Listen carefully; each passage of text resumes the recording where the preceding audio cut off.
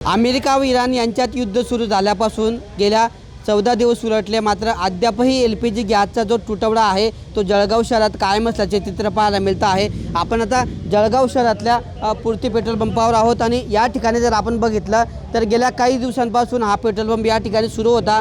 त्या पेट्रोल पंपावरून गॅसचं वितरण देखील केलं जात होतं, मात्र या ठिकाणचाही गॅस संपल्यामुळे आता वेगवेगळ्या अडचणींचा सामना या रिक्षा चालकांना करावा लागत आहे। आपण या दृश्यांमध्ये बघतो आहे की जवळपास रात्रभरापासून या ठिकाणी रिक्षा चालकांनी आपल्या रिक्षामध्ये गॅस भरण्यासाठी या ठिकाणी रांगा लावलेल्या आहेत, मोठी गर्दी झालेली आहे। मात्र या ठिकाणी सकाळी आल्यावर यांना समजलं की हा पेट्रोल पंप बंद आहे, म्हणून बरेचसे रिक्षा चालक आहे त्या रिक्षा आहे त्या स्थितीत या ठिकाणी सोडूनच या ठिकाणी निघून गेलेले आहेत। आता गॅस मिळत नसल्याने नेमकी रिक्षा चालवायची कशी, उदरनिर्वाह करायचा कसा, असा प्रश्न या ठिकाणी आता या रिक्षा चालकांसमोर उभा राहिलेला आहे। आपल्यासोबत काही रिक्षा चालक आहेत, आपण त्यांच्याशी बोलण्याचा प्रयत्न करणार आहोत की नेमक्या त्यांच्या काय समस्या आहे।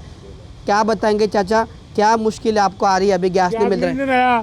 गैस मिल नहीं रहा। पहले 60 रुपये था, 15 गरीबों ने कहाँ जाना होना, महंगाई हो गई बहुत। हमने कहाँ पेट भरना, नहीं भरना, गैस मिल नहीं रहा, गाड़ियाँ बंद है। कितने पेट्रोल पंप है सिटी में? सब बंद है क्या? सब बंद है, पूरा जलगांव पूरा गैस बंद है। अच्छा कुछ भी मनमानी चला रहे। अच्छा, रिक्षा कुछ भी हाँ, रिक्शा बंद है, हम क्या खाएंगे, कहाँ जाएंगे? काय सांगणार, काय अडचण येतात नेमक्या? साहेब, पहिल्यांदा आमची अडचण अशी आहे का आम्ही घरून रिक्षा काढली तर रस्त्यावर जेवढा चक्का चालला तेवढे आम्हाला पैसे भेटतात, आमचा घर चालतो। आता 15 दिवस झाले नेहमी 2 किलो 3 किलो आम्ही गॅस भरताय। पहिल्यांदा आम्हाला त्यांना 60 रुपये लिटर गॅस दिला, 60 रुपये, आता 90-95 रुपये लिटर पेट्रोल गॅस झाला। आता तिथून जे युद्ध चालू आहे तिथून पेट्रोल येतो, गॅस येतो, हंड्या येतात। आता पेट्रोलचे भाव वाढले नाही तर गॅसचे भाव कसं काय वाढले, ते शब्द त्यांना विचारायला पाहिजे। सरकारने याच्यावर काहीतरी बंदी आणायला पाहिजे। आणि जे घरगुती गॅस होता ते गॅस बी आता भेटत नाही आहे, म्हणजे घरी आम्हाला पैसे बी कमावले रिक्षावाल्यांना, तर घरी जाऊन आम्ही भाकरी बी करणार नाही, म्हणजे त्या बाईकडे गॅसच नाही आहे। आता याच्यावर म्हणजे 2 दिवस झाले 3 दिवस झाले सगळे रिक्षावाले नंबर लावत आहे, दिवसभर नंबर लावत आहे, आणि संध्याकाळी झाली का लगेच हे म्हणता 8 रुपये वाढवा, 10 रुपये वाढवा, आणि पैसे वाढले तर खलास झाला ते गॅस। आता रात्रीपासून आम्ही 5-6 गाड्या लावून रस्त्यावर जेवढ्या गाड्या लागल्या तेवढ्या गाड्या रात्रीपासून इथे थांबले, 12 वाजेपर्यंत आम्ही थांबले इथे। मग हे गाड्या ते गॅस नाही आहे, ते गॅसच्यामुळे आम्ही गाड्या इथे सोडले ना, आम्ही घरी चालले गेले। किती वाजेपासून काका तुम्ही इथे थांबले, नेमकं काही त्यानंतर काय माहिती पडली तुम्हाला?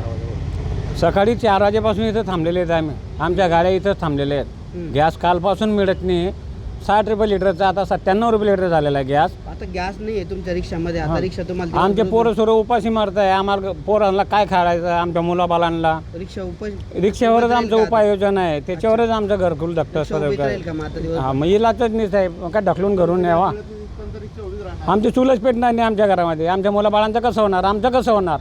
हे माझे बंधू आहेत बाकीचे, यांच्या बी गाड्या इथे लावलेल्या आहेत रात्रभरपासून। तर या रिक्षा चालकांच्या या अडचणी आहेत, समस्या आहेत आणि त्यांच्या या भावना आहेत। पहाटेपासून रात्रभरापासून या ठिकाणी रांगेत उभं राहावं लागतं आहे, मात्र गॅस मिळत नाही आहे, त्यामुळे रिक्षाची चाकं थांबलेली आहेत आणि रिक्षाची चाकं थांबल्यामुळे संसाराची चाकं थांबली आहेत। घराचा उदरनिर्वाह कसा करायचा, कुटुंबाचं जगणं कसं पूर्ण करायचं, त्यांच्या गरजा कशा पूर्ण करायच्या, असाच प्रश्न आता या रिक्षा चालकांनी उपस्थित केला असून सरकारला थेट सवाल केला आहे की LPG गॅस जर सुरळीत मिळतो आहे तर मग त्याचा तुटवडा जळगाव शहरामध्ये का जाणवतो आहे, आमच्या रिक्षा चालकांना गॅस का मिळत नाही आहे आणि कुणाच्या सांगण्यावरून LPG गॅस पेट्रोल पंप चालकांनी परस्पर भाडेवाढ केली आहे, असे वेगळे एक ना अनेक प्रश्न या ठिकाणी उपस्थित करत रिक्षा चालकांनी सरकारला प्रश्न विचारत या ठिकाणी ही समस्या सोडवण्याची मागणी केली आहे। जर रिक्षा चालली तरच आमचं कुटुंब चालतं, आज मात्र गॅस मिळत नसल्याने जळगाव शहरामध्ये संपूर्ण रिक्षा ज्या आहेत त्या एका ठिकाणी रस्त्यावर उभा आहे आणि रिक्षाची चाकं थांबल्यामुळे या रिक्षा चालकांच्या घराची, कुटुंबाच्या उदरनिर्वाहाची देखील साधनं बंद झाल्याचं त्यांनी आपल्याला बोलताना सांगितलं आहे। त्यामुळे याबद्दल प्रशासनाने काहीतरी तोडगा काढावा अशीच मागणी या ठिकाणी या रिक्षा चालकांनी केली आहे। किशोर पाटील, TV9 मराठी, जळगाव।